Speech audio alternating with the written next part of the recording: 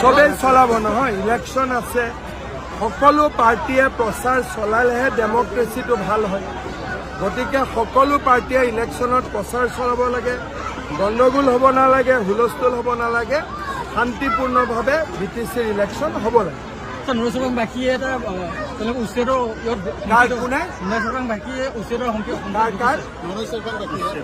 মইতো কৈয়ে দিলোঁ যে মই জৰীপ বন্ধ কৰি দিম বুলি। চ'লাৰ ফেন্সিং আৰু নেপিয়াৰ গাছ লগাব লাগিব।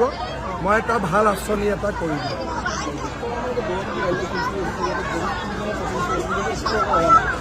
BTCৰ কাৰণে দিগদাৰ হয়, মই ট্ৰাই কৰিম।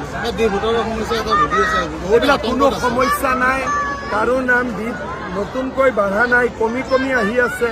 এনে ইলেকশ্যন আহিলে ডি ভোটাৰ কৰি মানুহক ভয় খুৱাই দিয়ে। আজি 5 বছৰততো কাৰো একো কষ্ট হোৱা নাই, এনেই ভয় খুৱাই থাকে। আৰু হ'ব কলিকতাত গৈ থাকিব আৰু তৃণমূলটো কলিকতাৰ পাৰ্টিহে, গতিকে কলিকতাত যাব, দুৰ্গা পূজা চাব, কলিকতাত থাকিব আৰু। Sir BTR third grade fourth গ্ৰেডৰ এক ভয়ংকৰ কেলেংকাৰী হোৱা বুলি অভিযোগ উত্থাপন হৈছিল, এই ক্ষেত্ৰত ব্যৱস্থা ল'ব। পিছত মই কেলেংকাৰী হোৱা নোহোৱাৰ ওপৰত কমেণ্ট নিদিওঁ, কিন্তু অসম চৰকাৰৰ চাকৰি যেনেকৈ আমি মেৰিটত দিওঁ, বিটিআৰৰ চাকৰিও মেৰিটত দিব লাগে, তেতিয়া কোনো অসুবিধা নহয়। বিটিআৰ চৰকাৰৰ শ্ৰম আৰু কল্যাণ বিভাগৰ ফালৰ পৰা শ্ৰমিকসকলক টিফিন বক্স প্ৰদান কৰা হৈছিলে, অসম চৰকাৰৰ ফালৰ পৰা কোনো ধৰণৰ ব্যৱস্থা ল'ব। মই এইবিলাক আমিতো শ্ৰমিকসকলক এটিকলি দুটি পাত দিম, আপোনালোকে জানে। সকলোৱে 5,000 টকাকৈ পাব। আহিব পাৰে, আহাটোত ভাল পাব লাগে।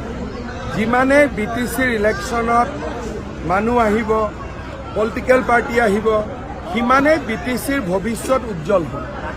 আগতে কোনো নাহিছিল, বন্দুকৰ ওপৰতে হৈ গৈছিলে। এতিয়া আমি পৰিৱেশটো বনাই দিলোঁ, সকলো আহিব লাগে, তাক আমি আদৰণি জনাওঁ। 10 অক্টোবৰ হ'ব।